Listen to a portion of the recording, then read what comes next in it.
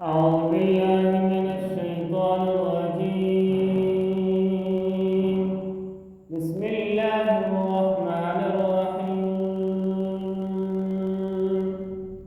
الطلاق مرتان فإمساك بمعروف أو تسريح بإحسان ولا يحل لكم أن تأخذوا مما آتيتموهن شيئا إلا أن يخافا ألا يقيما حدود الله، فإن خفتم ألا يقيما حدود الله فلا جناح عليهما فيما افتدت به، تلك حدود الله فلا تعتدوها، ومن يتعد حدود الله فأولئك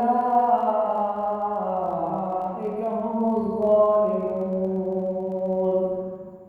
فإن طلقها فلا تحل له من بعد حتى تنكح زوجا غيره، فإن طلقها فلا جناح عليهما أن يتراجعا إن ظنا أن يقيما حدود الله،